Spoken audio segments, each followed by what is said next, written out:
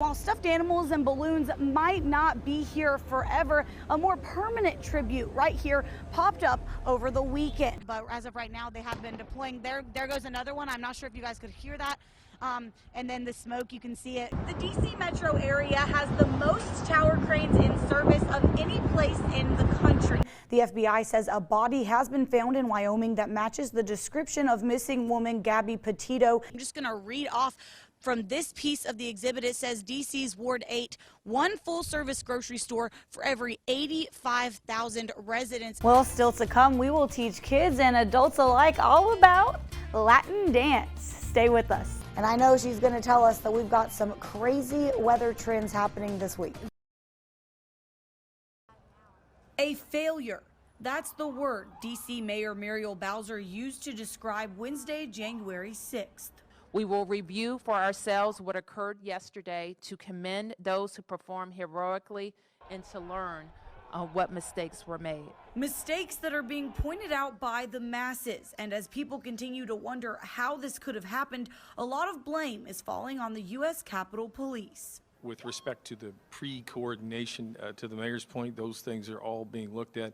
There were discussions previously with the Capitol Police and others, and no request of the DC National Guard were made. Not only was the Capitol Police seemingly overwhelmed and overtaken by crowds, but their call for help came after the protests started to turn to a riot. When U.S. Capitol Police called for assistance, MPD answered the call. The criticism has already led to a resignation by the U.S. Capitol Police Chief, but the public is still concerned with the lack of preparation. There was no intelligence that suggested there would be a breach of the U.S. Capitol. But the intelligence was out there weeks in advance. A quick Google search will show direct threats made on local leaders, lawmakers, and the Capitol building itself, with a breach specifically mentioned. And the FBI was aware, having made visits to keep some people away. It was the going in position that it would be somewhat similar to November 14th, December 12th, where the types of groups that were there, but had no wildest imagination that you could end up breaching the Capitol grounds.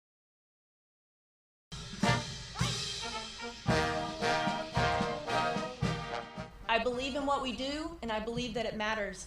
I'm grateful to join the flock, share in this amazing journey together, and be called Goose. From the nickname Cat to Goose, Colonel Catherine Logan assumes command of the 11th Wing and makes history in the United States Air Force.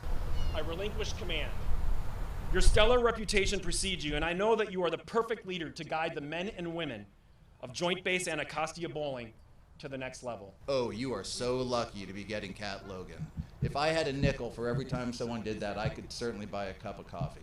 Consistently ranked #1 among her peers, Colonel Logan has commanded at multiple levels and held high staff positions.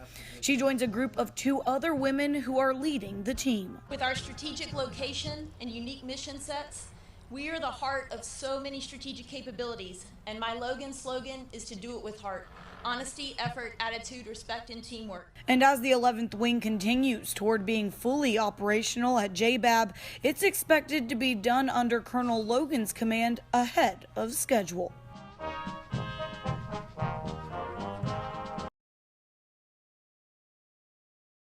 Never forget.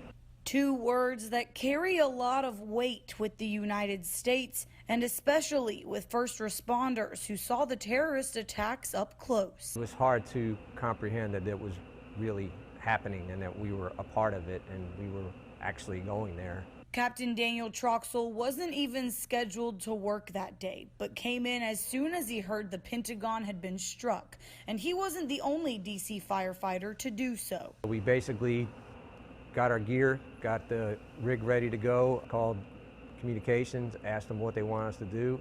And the Reserve Rescue Squad headed across the Potomac right on time to relieve others who were running out of oxygen. I just remember there was so much fire, it was unreal. A 2.5-inch hose line flows over 250 gallons a minute, and it wasn't making a dent in this fire. It was all jet fuel that was burning down the hallways, down the rings, and we weren't making any progress. But the men continued their job until they too ran out of oxygen.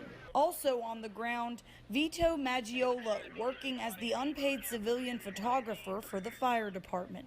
Immediately I could see the magnitude of the destruction. The collapse had already taken place. There's a tremendous amount of fire burning. Firefighters are hard at work trying to search and fight the fire. We were in there fighting that fire, and guys were just coming back in and taking more and doing more and just not giving up. And I was very proud of what we did that day, and I'm still very proud of how we operate as a department and the people we have. But that sense of pride doesn't come without a flurry of emotions after experiencing the attacks firsthand. I was highly emotional, and just coming to grips with all of it, and I knew several of the New York City firemen who were killed. You know, I love going to fires, to watch the firefighters work, to study the techniques, to see the fire extinguished, to document what took place. For a while I said to myself, you know what, I don't think I ever want to go to another fire in my life. Working through all of the emotions that came from the 9/11 attacks, 20 years later, each man still works with DC Fire, carrying a sense of pride in their work and respect for all first responders working alongside them. We use the mantra, never forget. But never forget is more than 2 words. It's truly never forget the sacrifices. We were lucky we didn't lose any firefighters in the activities that we were doing, but New York City lost 343 people, and I think, unfortunately, a lot of people have forgotten about the sacrifices that they made that day. And those sacrifices continue today. I think people take us for granted until they need us and really don't think about us after that or before that. You know, when you see public safety personnel, firefighters, EMS,